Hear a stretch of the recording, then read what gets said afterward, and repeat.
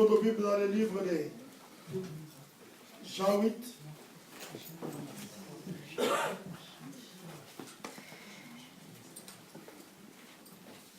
Nous allons lire à partir du 31 verset au 36e. Et le second livre, nous aurons dans le livre de Marc 5.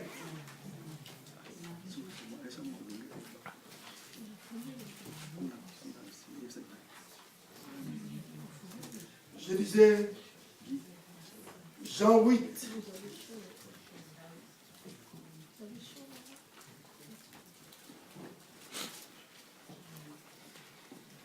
Jean 8 à partir du 30e verset. Vous y êtes? Je disais Jean 8, du 30 au 36. Je lis pour la gloire de Dieu. La Bible déclare, Jésus qui parle. Comme Jésus parlait ainsi, plusieurs crurent en lui. Et il dit aux Juifs qui avaient cru en lui, si vous demeurez dans ma parole, vous êtes vraiment mes disciples.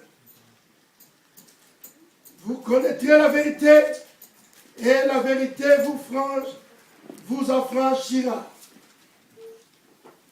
Ils lui répondirent, nous sommes la postérité d'Abraham et nous ne fûmes jamais esclaves de personne. Comment dit-il? Vous deviendrez libres. En vérité, je vous le dis, leur répliqua Jésus. Quiconque se livre au péché est esclave du péché. Or, l'esclave ne demeure pas toujours dans la maison. Le Fils, il demeure toujours. Si donc le Fils vous affranchit, vous serez réellement libre. Alléluia. Amen. Le second, nous allons dans le livre de Marc. Marc 5.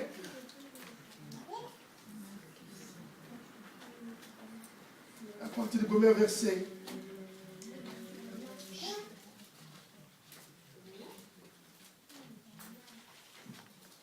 Jusqu'au 20e. La Bible déclare, ils arrivèrent à l'autre bord de la mer, dans le pays des Gadaréniens. Aussitôt que Jésus fut hors de la barque, il vint au-devant de lui un homme sortant de sépulcre et possédé d'un esprit impur. Cet homme avait sa demeure dans le sépulcre et personne ne pouvait plus le lier, même avec une chaîne, car souvent il avait eu le fer aux pieds et avait été lié de chaînes, mais il avait rompu les chaînes et brisé le fer.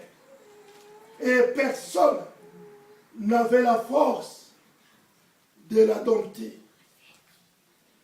Il était sans cesse, jour et nuit, dans les sépulcres et sur les montagnes criant, et se meurtrissant avec des pierres. Ayant vu Jésus de loin, il a couru, se prosternant devant lui, et s'écria d'une voix forte, qu'y a-t-il entre moi et toi, Jésus, Fils de Dieu très haut? je te conjure, au nom de Dieu, ne me tourmente pas. Car Jésus lui disait, sors de cet homme, esprit impie. Et il lui demanda, quel est ton nom? Légion est mon nom, lui répondit-il, car nous sommes plusieurs. Et il les priait instantanément de ne pas les envoyer hors du pays. Il y avait là, vers la montagne, un grand troupeau de pourceaux qui paissaient. Et les démons le prièrent, disant, envoie-nous dans ces pourceaux, afin que nous entrions en eux. Il le leur permit, et les esprits impies sortirent, entrèrent dans les pourceaux. Et le pourceau se précipita des pentes escarpées dans la mer. Il y en avait environ 2000 et ils se noyèrent dans la mer. Ce qui le faisait paître, s'enfuir et répandre la nouvelle dans la ville et dans les campagnes. Les gens allèrent voir ce qui était arrivé. Ils vinrent auprès de Jésus et ils virent le démoniaque, celui qui avait eu la légion, assis, vêtu et dans son bon sens. Et ils le firent saisis de frayeur. Ce qu'il avait vu, ce qui s'était passé, leur racontèrent ce qui était arrivé au démoniaque et au pourceau. Alors, ils se mirent à supplier Jésus de quitter leur territoire. Comme il montait dans la barque, celui qui avait été démoniaque lui demanda la permission de rester avec lui. Jésus ne le lui permit pas. Mais il lui dit, va dans ta maison, vers les siens, et raconte-leur tout ce que le Seigneur t'a fait et comment il a eu pitié de toi. Il s'en alla et s'est mis à publier dans la Décapole tout ce que Jésus avait fait pour lui. Et tout fit dans l'étonnement. Parole du Seigneur. Amen. Bien-aimés dans le Seigneur, aujourd'hui, notre message, je l'intitule La vérité qui transforme. Amen. Bien-aimés, Jésus a dit, vous connaîtrez la vérité et la vérité vous franchira. Mais tout à l'heure, Jésus, quand il parlait de cela, les Juifs lui dira, sommes-nous libres? Bien-aimés, nous aussi nous pouvons nous poser cette question. Amen. Est-ce que nous sommes libres? Amen. Bien-aimés, nous vivons dans un pays libre. Mais est-ce que nous sommes libres? Les Juifs étaient convaincus qu'ils étaient libres.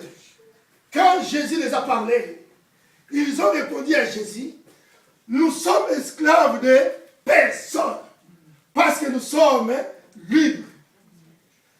Bien-aimés, ils ont dit à Jésus au verset 33, nous sommes la postérité d'Abraham. Et nous fûmes jamais esclaves de personne. Bien-aimés, ce n'est pas vrai. Presque la moitié de leur existence du peuple juif avait été sous domination étrangère. Bien-aimés, 4 siècles en arrière, ils étaient encore esclaves en Égypte. Bien-aimés, 70 ans d'exil en Babylone, ils étaient encore esclaves. Presque 4 siècles sous le gouvernement de Médo-Perse et puis de Grecs.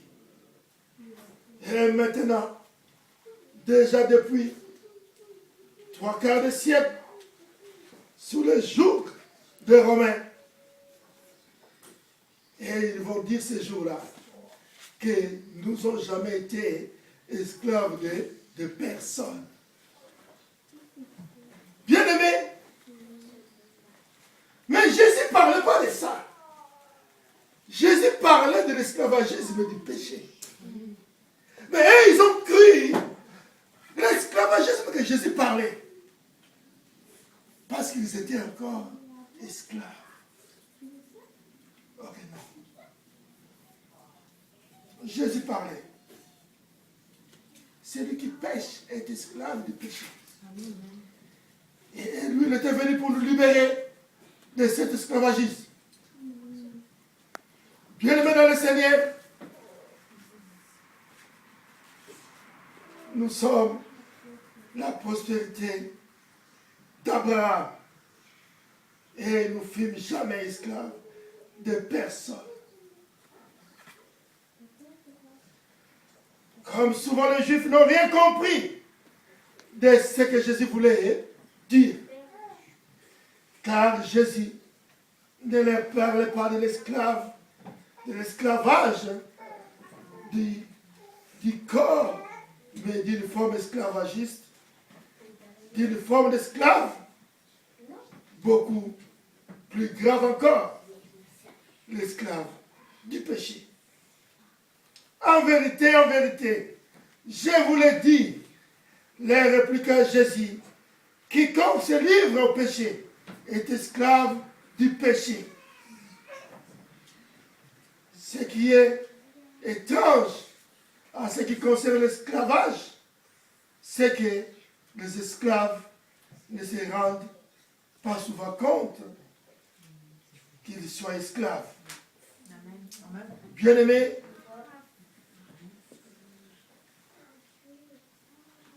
beaucoup de personnes sont encore retenues.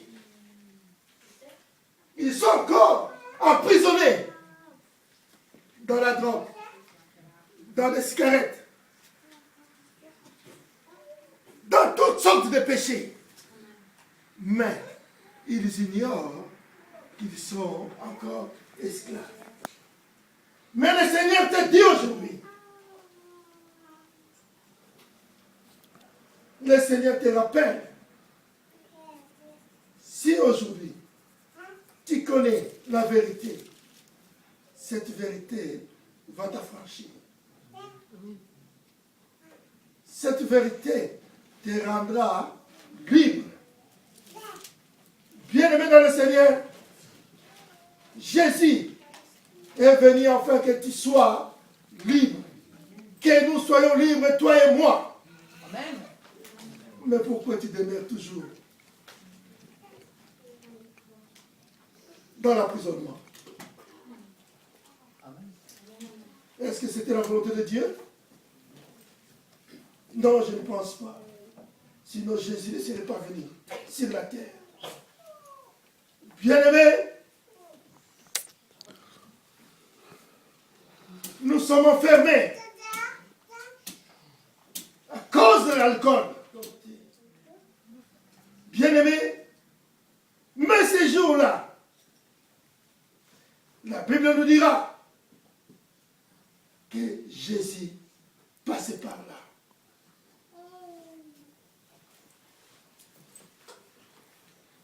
Bien-aimés, la Bible nous a dit, ils arrivèrent à l'autre bord de la mer, dans le pays des Gadaréniens. Aussitôt que Jésus fut hors de la barque, il vint devant lui un homme sortant de sépulcre et possédé d'un esprit impie.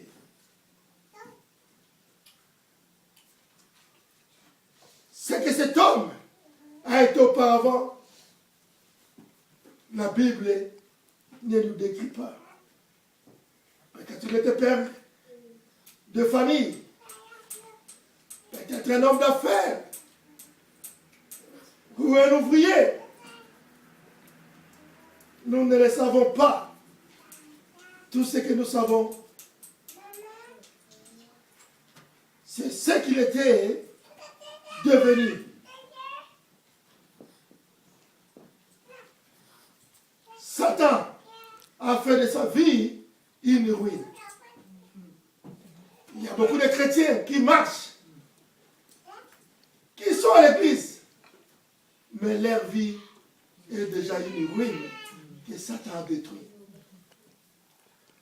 Bien aimé, cet homme, aussi sa vie était ruinée par Satan.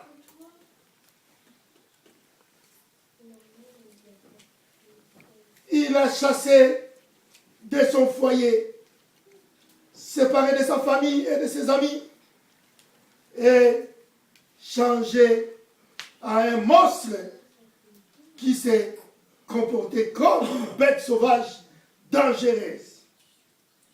Le diable lui a volé tout. Sa maison, son foyer, sa famille, ses amis, tout ce qu'il possédait, même aussi ses vêtements. Il lui a volé son intelligence et sa dignité humaine.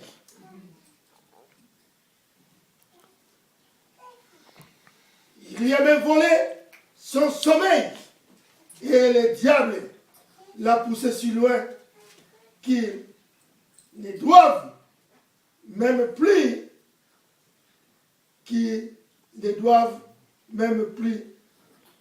le torturer lui-même. Le pauvre se mettrit avec des pierres lui-même. Bien aimé, cet homme, il se faisait mal lui-même parce qu'il était esclave de Satan. Bien aimé dans le Seigneur,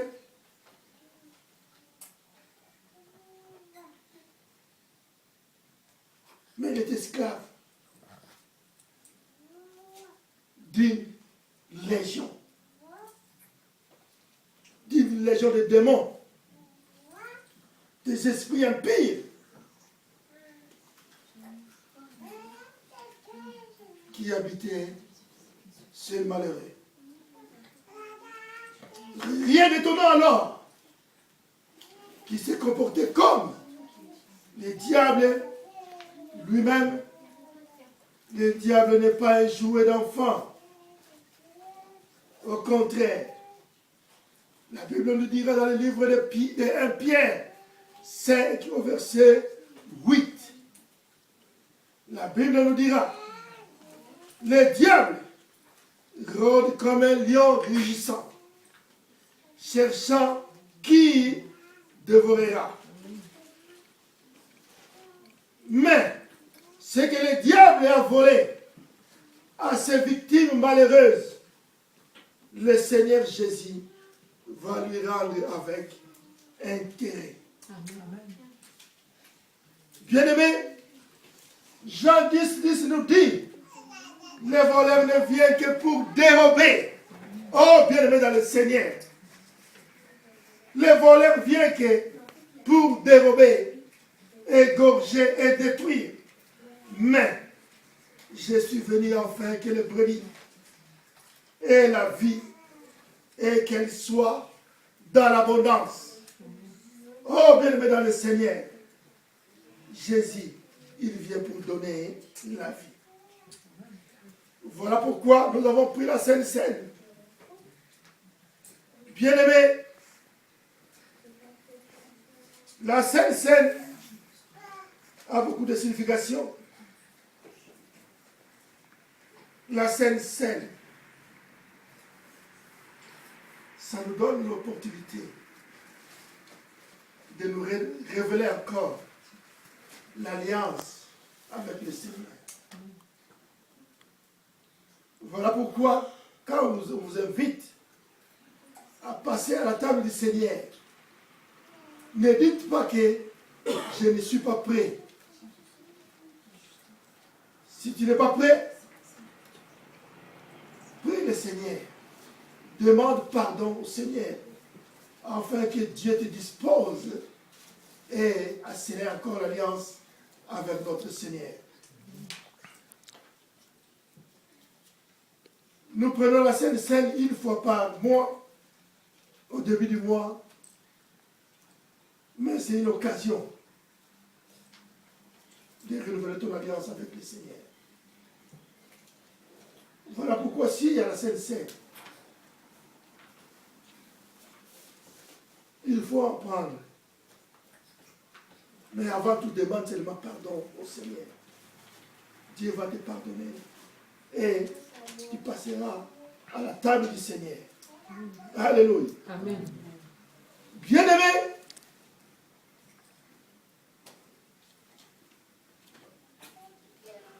Jésus veut nous bien. Dieu veut nous faire du bien. Cet homme qui vivait dans les tombes, les gens, ils ont beau essayer, mais personne n'arrivait à lui.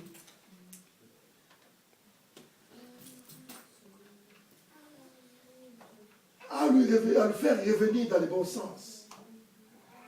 Personne essayait.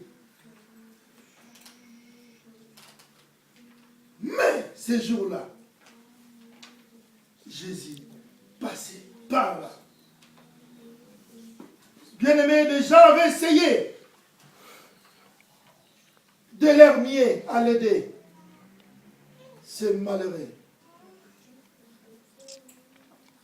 Ils l'avaient essayé de le lier avec une chaîne. Et il lui a mis de fer aux pieds afin qu'il ne fasse plus du mal. Mais au verset 4, la Bible nous dit, mais il avait rompu les chaînes et brisé le fer, et personne n'avait la force de les dompter. Frères et sœurs, le diable ne peut jamais être vaincu par la force humaine. Bien-aimé, personne va vaincre le diable par la force humaine. Beaucoup, même les chrétiens, pensent qu'ils peuvent vaincre le Satan par leurs propres efforts. S'ils peuvent résoudre leurs problèmes de péché eux-mêmes, se délivrer eux-mêmes, mais la force humaine n'est pas capable de vaincre la force du malheur.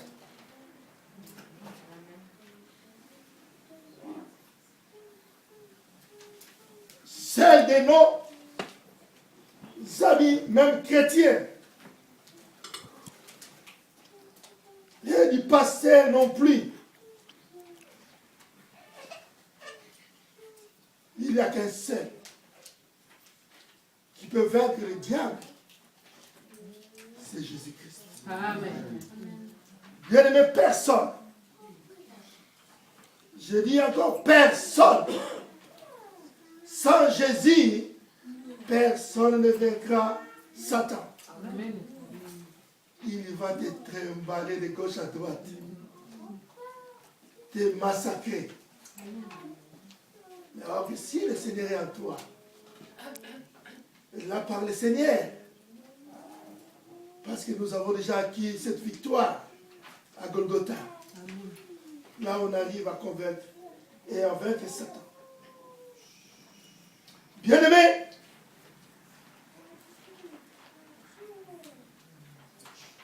la Bible nous dira que cet homme,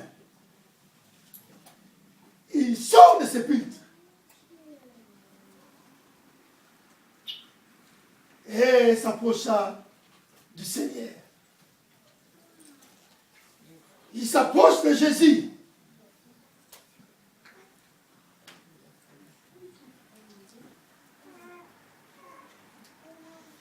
La Bible nous dit, et c'est à Jésus que le possédé vient. Voici un homme dont la vie est tout à fait dominée par le diable. Mais il vient à Jésus tout de même. Il n'hésite pas.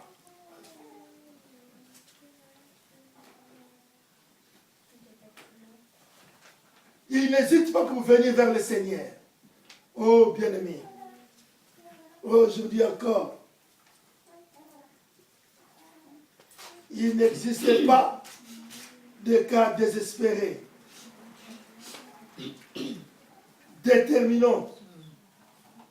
Personne n'est si pécheur, si malade, si esclave, qu'il ne peut pas s'approcher du Seigneur.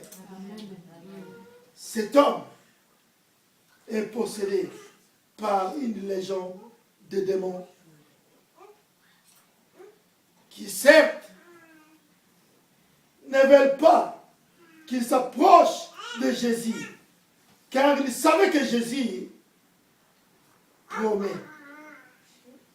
Jésus promet quoi?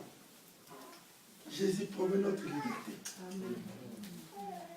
Bien-aimé, dans Jean 6, 37, la Bible nous dit, tout ce que le Père me donne viendront à moi et je ne mettrai pas dehors celui qui vient à moi. Oui, le Satan, c'est qu'il perd ce qui vient à Jésus. Bien-aimé, ce qui vient à Jésus, Satan sait d'avance que celui qui est parti vers Jésus, Satan l'a perdu. Voilà, quand on vient dans le Seigneur, les combats s'augmentent encore. Parce que Satan sait qu'il t'a perdu. Maintenant, il cherchera de toutes les façons, de tous les moyens, pour te prendre encore de nouveau et qui t'y rentre encore dans l'esclavage, dans l'esclavagisme. Bien-aimé dans le Seigneur. Mais Jésus, il a ses mains tendues vers nous pour nous accueillir. Parce qu'il ne rejette personne. Bien-aimé dans le Seigneur, cette personne, il s'approche du Seigneur.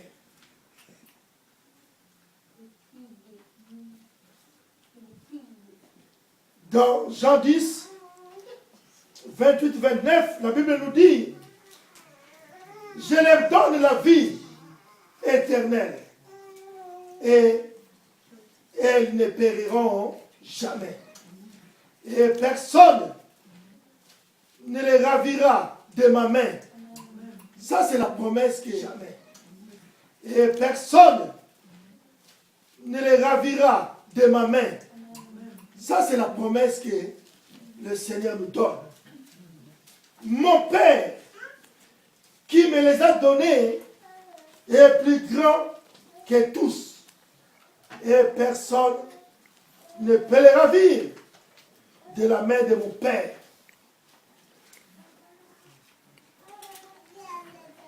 Mais même toute une légion de démons ne peut pas empêcher que ces possédés viennent à Jésus. Pourquoi? Parce qu'il a une âme. Même cet homme dont la vie a été ruinée par le diable a une âme. Même ces possédés a une âme. La Bible enseigne que chaque être humain a une âme. Amen. Quel que soit dans l'état lequel il se retrouve, quelle que soit la grandeur de ses péchés, même s'il est très loin de Dieu,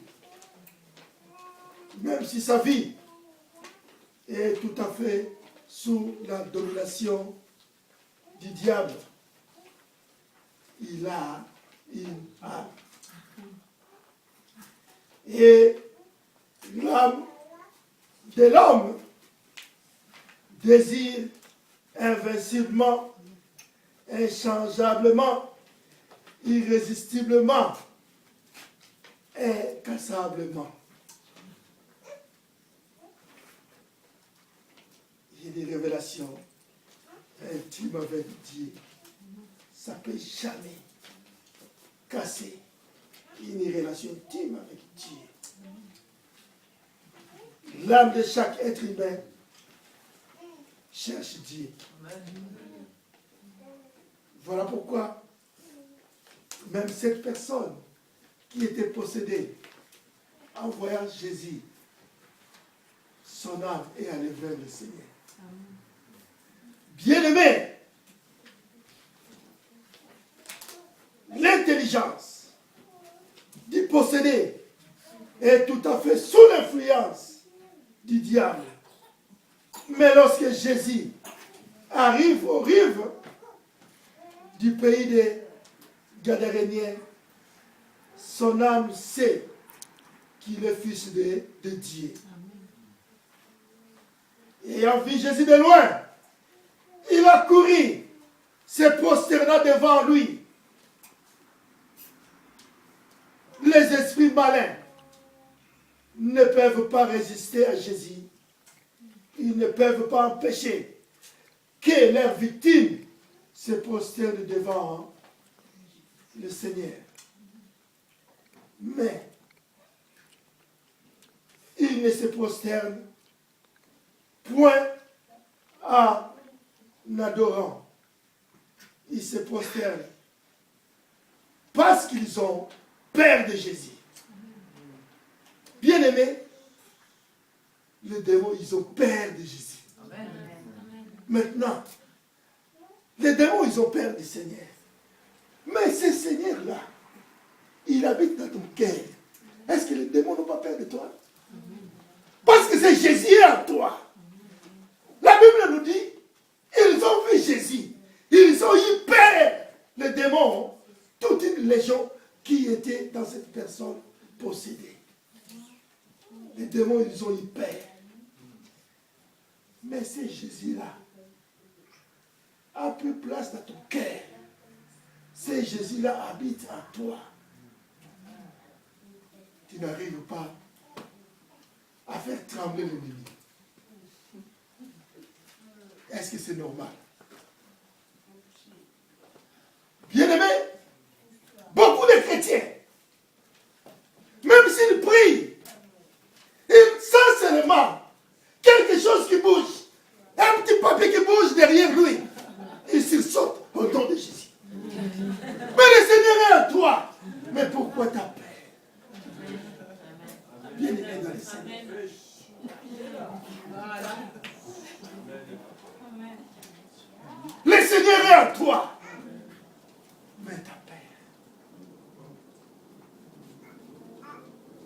Malheureusement, ici, il n'y a pas de rats, mais en Afrique, tu es en train de prier, il y a un rat qui passe. Comme il passe, tu regardes, tu sursautes, tu commences à prier. Oh, bien-aimé dans le Seigneur. Un jour, le Seigneur nous dira, vous savez, le fil d'araignée qu'on voit dans le plafond, ça aussi, ça peut être les antennes démoniaques.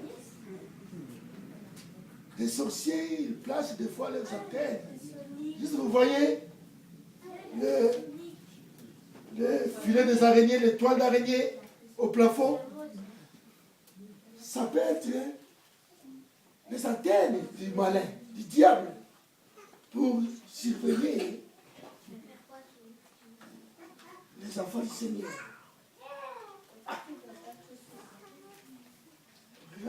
Il y a l'étoile là, il faut les balayer.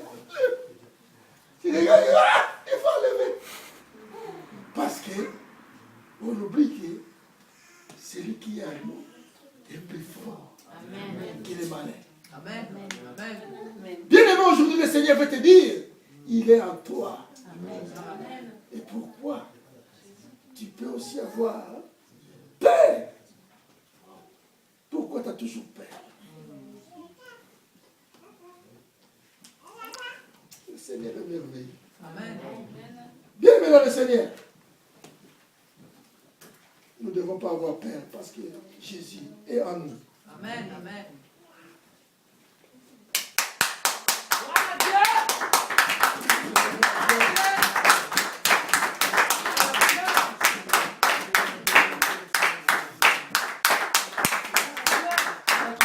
Parce que le Seigneur est en toi. Amen. Que le Seigneur te bénisse. Amen. Bien-aimé, il n'y a aucun rapport entre Jésus et le diable.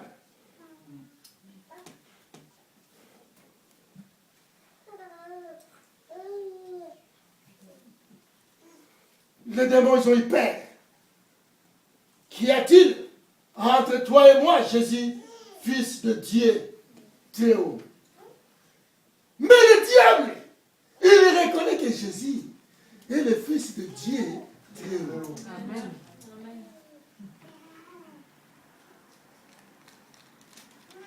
Une bonne question. Dans Corinthiens 6, 14, 16, la Bible nous dit, car quel rapport y a-t-il entre la justice et l'iniquité? Ou qu'y a-t-il de commun entre la lumière et les ténèbres? Quel accord y a-t-il entre Christ et Bélial? Ou quelle part a le fidèle avec l'infidèle? Quel rapport y a-t-il entre les temples de Dieu et les idoles? Bien-aimés dans le Seigneur, il n'y a aucun rapport entre Jésus et le diable. Jésus représente le royaume de la lumière, tandis que Satan représente le royaume des ténèbres. Satan a peur parce qu'il sait qu'il subit toujours la défaite quand il rencontre Jésus. Comme quand il a essayé de les convaincre à changer de pierre en pain. Car il a essayé de les convaincre de se jeter sur le toit du temple, comme quand il lui a offert une partie de sa domination si Jésus s'est prosterné devant lui. Jésus ne s'est pas prosterné devant le diable. Mais le diable se prosterne devant lui. Il viendra un jour où, dans Philippiens 2, 10 à 11, nous dit, au nom de Jésus, tout genou fléchira. Amen. Dans les cieux, sur la terre et sous la terre. Amen. Et toute langue confesse que Jésus-Christ est Seigneur. Amen. À la gloire de Dieu le Père. Amen. Bien-aimés dans le Seigneur, Satan devrait s'agenouiller devant Jésus. Les mauvais esprits, dans cet homme, savaient qui était Jésus. Qu'y a-t-il entre toi et moi, Jésus, fils de Dieu très haut? Il est remarquable dans les évangiles que les esprits malins reconnaissent que Jésus est le Fils de Dieu. Amen.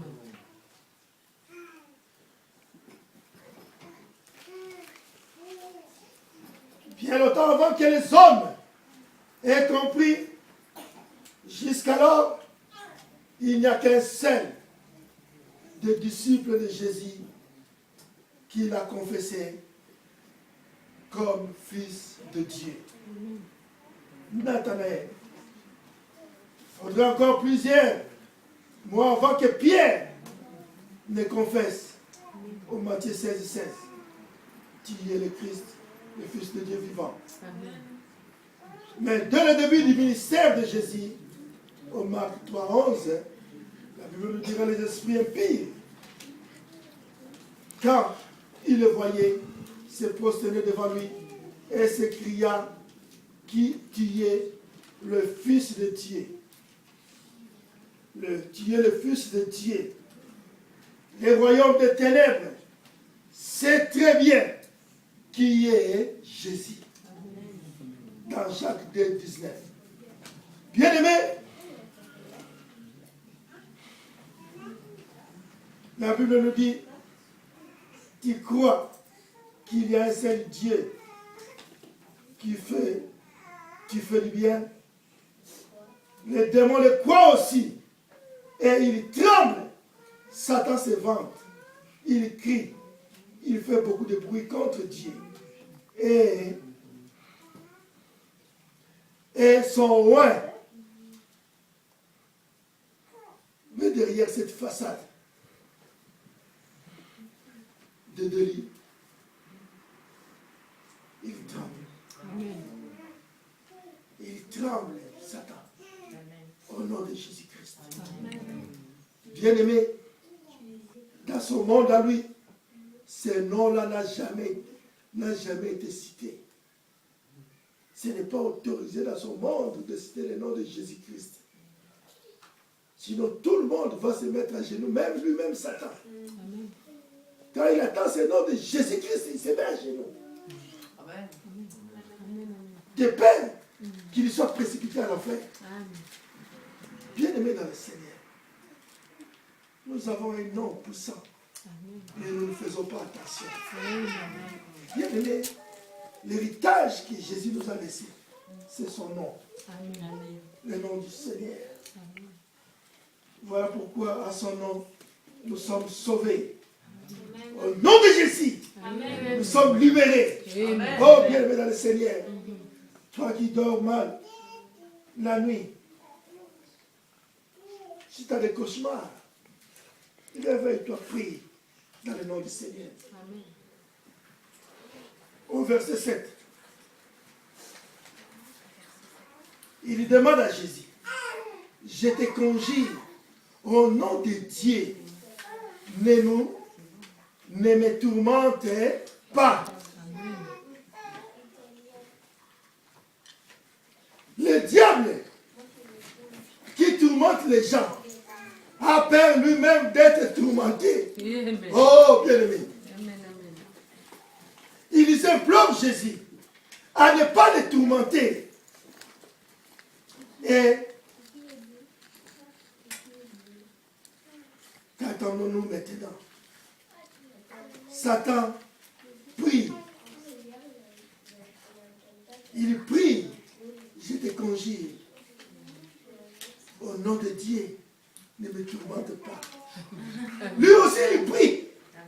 Il dit, je te prie. Au nom de Jésus, à ton nom. Amen. Au nom de notre Dieu, Amen. laisse-moi tranquille. Ne me tourmente pas. Oh, bien-aimé. Mais si Satan prie, mais toi qui es là, qui n'aime pas prier, est-ce que c'est normal? Non, c'est pas normal. Bien-aimé, voilà pourquoi nous devons être des fils qui prient. Amen. Parce que Satan, il prie. Il dit, je te conjure au nom de ton Dieu, au nom de Dieu.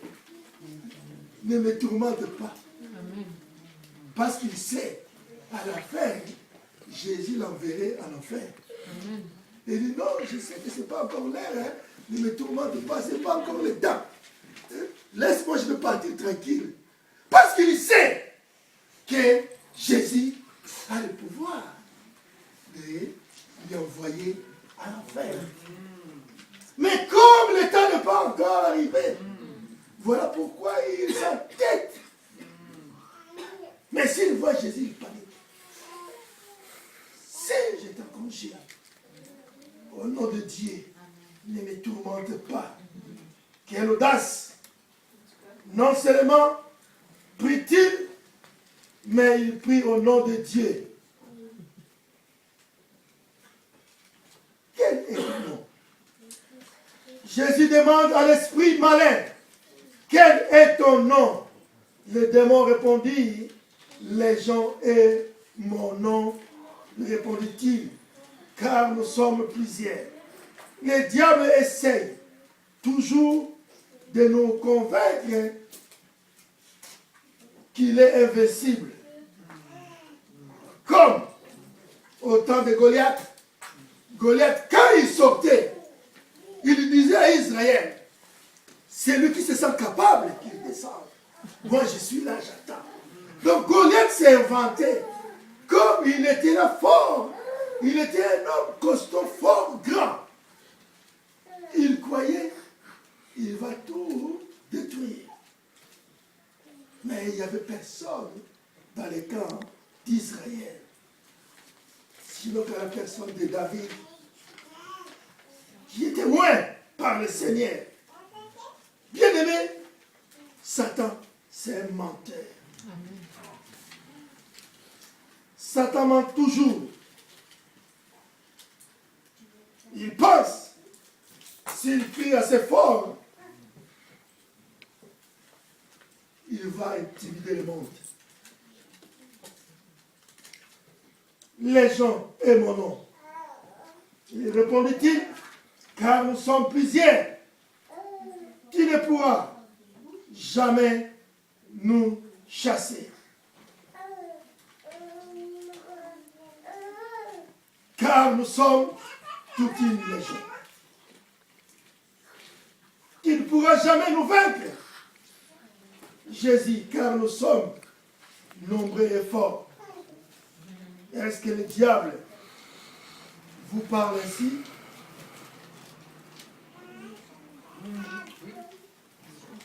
Tu es trop pécheur pour être pardonné. Tu es trop malade pour être guéri. Amen, amen. C'est comme ça qu'il parle. Tu es trop esclave pour être délivré. Tu es nul. Tu ne réussiras pas. Il te décourage. Mais Jésus-Christ chasse même toute une légion. Amen, amen, amen. Notre Seigneur s'appelle l'Éternel des armées. Amen, amen, amen. Même toute une légion Jésus arrive à nous. Bien-aimé, ces noms-là. Mais pourquoi il comment dire toujours rester esclave? Parce que tu as un nom qui sauve, tu as un nom qui délivre, tu as un nom qui guérit. Amen. Mais tu es toujours emprisonné. Pourquoi? Parce que tu ne sais pas t'en servir en ces noms-là. Amen. Jésus t'aime comme tu es. Amen. Est-ce que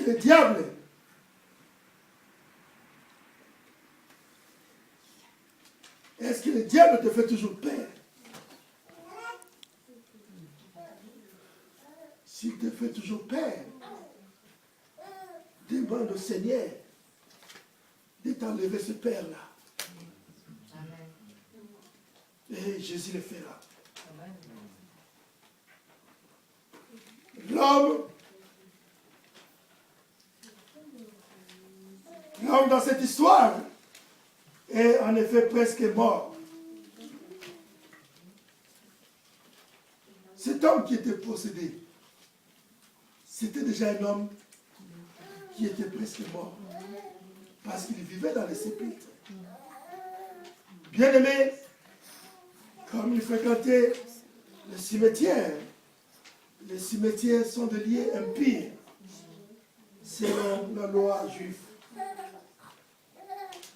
Bien-aimé, toucher un sépulcre, un tombeau impie selon la loi que Moïse avait laissée aux Juifs. Satan est fasciné par la mort, ainsi que par tout ce qui a un rapport avec la mort. Bien-aimé, cet homme qui était considéré comme un homme déjà mort, mais ce jour-là, cet homme est revenu à la vie. Amen. Parce que le Seigneur passait par là. Bien-aimé dans le Seigneur, ce jour-là, cet homme a été délivré.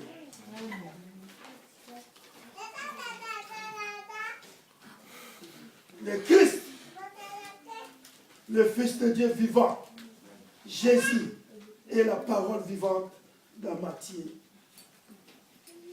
16. Il est le chemin, la vie et la vérité. Amen. Bien-aimé,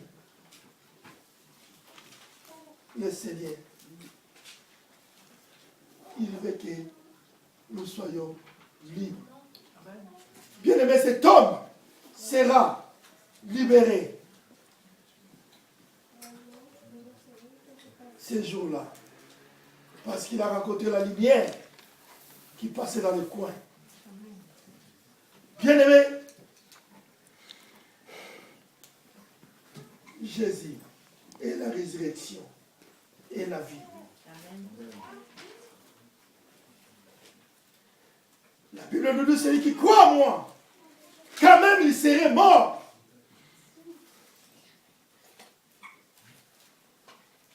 il serait ressuscité.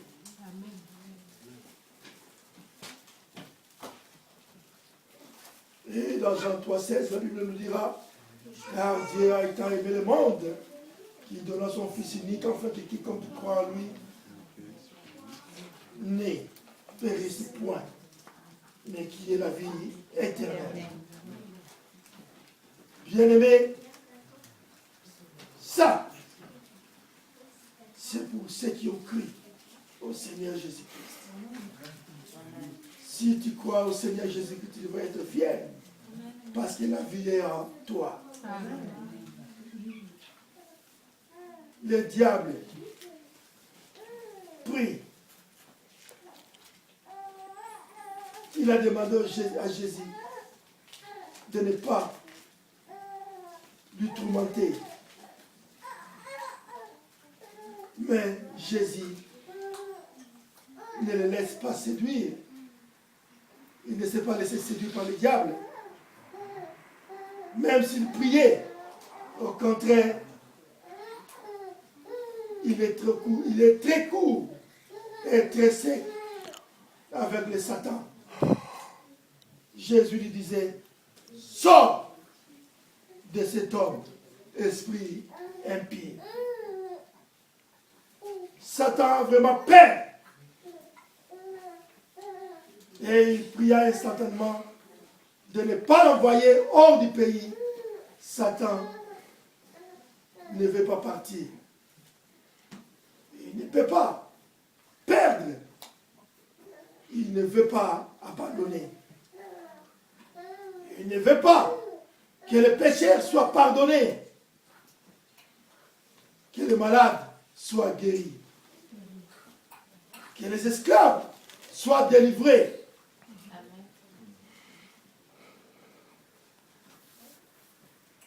Il priait instantanément Jésus de ne pas leur ordonner d'aller dans les abîmes, mais les démons ont peur de l'enfer à cause de ce qui les y attend. Bien-aimés dans le Seigneur,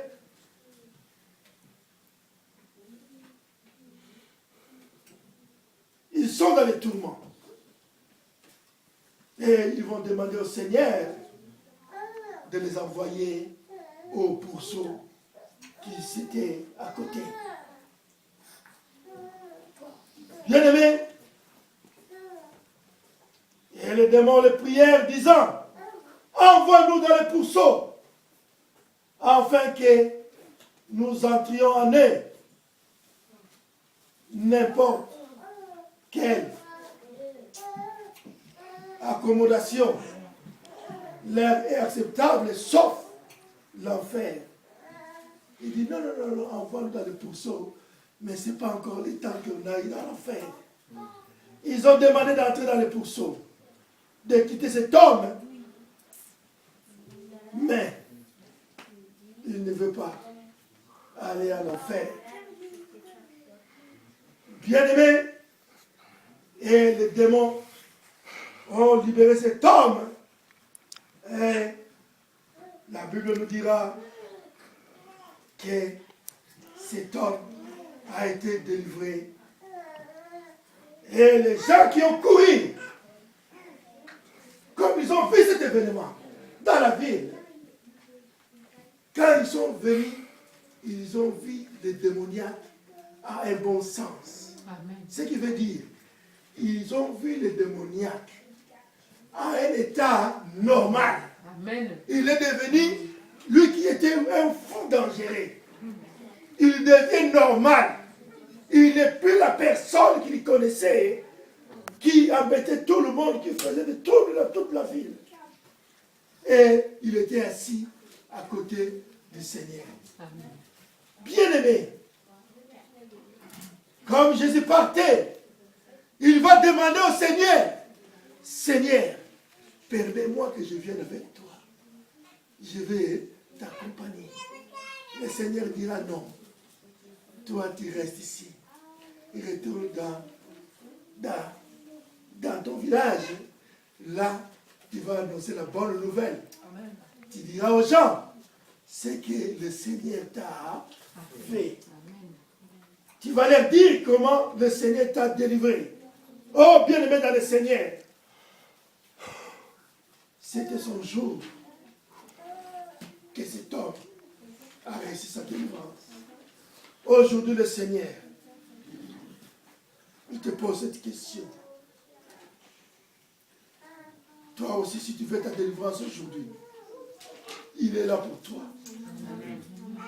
Comme cet homme, il ne savait pas que Jésus allait passer par là.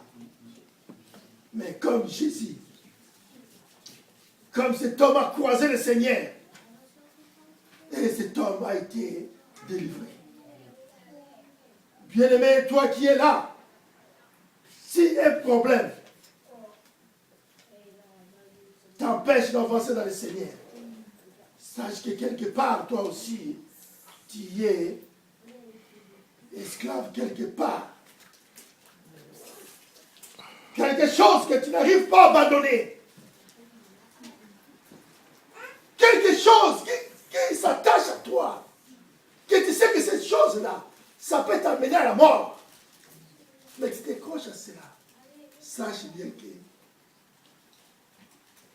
tu es devenu esclave de cela. Aujourd'hui, le Seigneur veut te rendre ta liberté. Amen. Il veut que tu deviennes libre. Amen. Voilà pourquoi le Seigneur te dira simplement, crois en lui et tu seras sauvé. Nous allons nous mettre debout.